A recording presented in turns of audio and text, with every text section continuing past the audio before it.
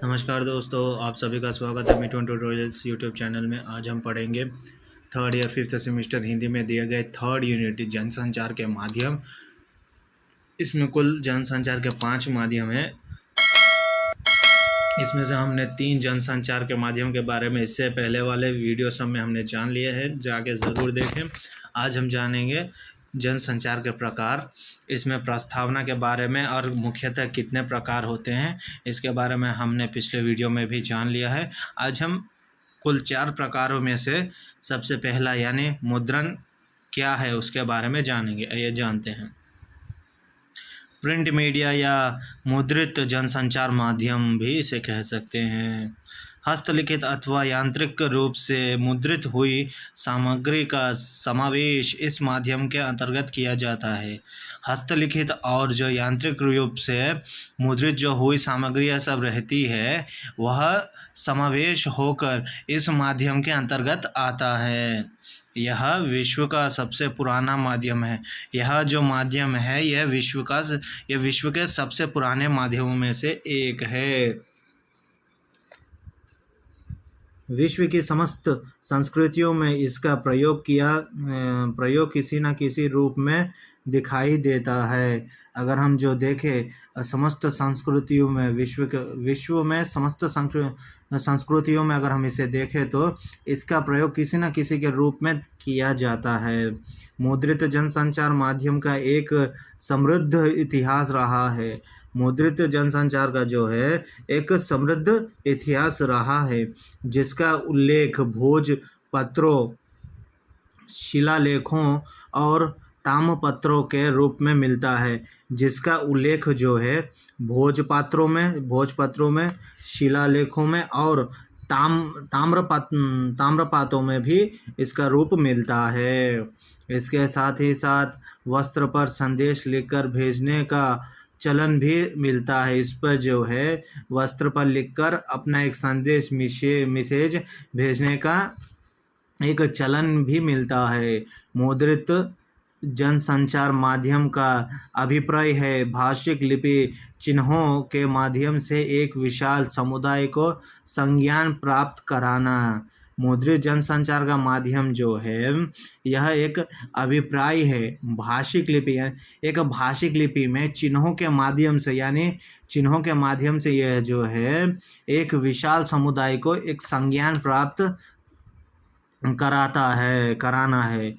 मुद्रण के विकास में मशीनों के आविष्कारों से तकनीकी क्रांति आई है। मुद्रण के विकास से जो है ये मशीनों का आविष्कार में एक तकनीकी क्रांति आई है। जर्मनी के जोहान गुतेबर्ग के ने लगभग 1450 मुद्रण तकनीकी का आविष्कार किया है।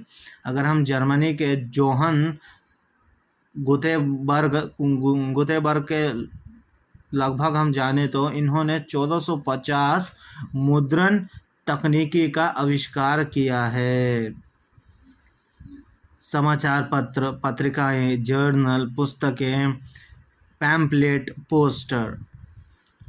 मुद्रण के अंतर्गत समाज पत्र, पत्रिकाएं, पुस्तकें आदि आते हैं। मुद्रण के अंतर्गत जो है समाचार पत्र भी आता है, पत्रिकाएं भी आते हैं और पुस्तक आदि एक्सेट्रा सब यह सब भी आते हैं। आज बिना समाचार पत्र के हम दुनिया में हो रहे खबरों के बारे में हम सोच ही नहीं सकते हैं, क्योंकि कहाँ क्या हो रहा है ये सभी समाचार पत्रों के द्वारा हम जान सकते हैं। बिना समाचार पत्र के जो है आजकल विश्व में जो कुछ घट रही है यानी जो खबरें रहेंगी वह हम बिना समाचार पत्र के नहीं जान सकते। वर्तमान शताब्दी प्रेस के जन प्रसार का युग है। वर्तमान प्रेस के अगर हम देखें शताब्दी प्रेस में तो यह जन प्रसार का युग है। पत्रकारिता का सीधा संबंध समाचार पत्रों व पत्रिकाओं से है। पत्रिका का यह सीधा संबंध जो है समाचार पत्रों व पत्रिका से है। पत्रकारिता वह विधा है जिसमें पत्रकारों के कार्य, कर्तव्य, उद्देश्य आदि का विवेचन होता है। पत्रकार का पत्रकार का वह विधा है जिसमें पत्रकारों के कार्य और उनके कर्तव्यों और उनका उद्देश्य आदि का विवेचन होता है। वर्तमान समय शताब्दी प्रेस के जन प्रसार का युग है। वर्तमान समय शताब्दी में अगर जो हम देखें, प्रेस के जन संसार प्रसार का युग है। भारतीय पत्रकारों को प्रेरित करने वाले पत्रकारिता के आदि पुरुष राजा राम मोहन राय का योगदान अविस्मरणीय है। भारतीय पत्रकारिता जो है, पत्रकारों को प्रेरित करने वाले पत्रकारिता के आदि पुरुष जो हैं वह राजा राम मोहन राय है। इन्होंने यह एक योगदान दिया है। साहित्यिक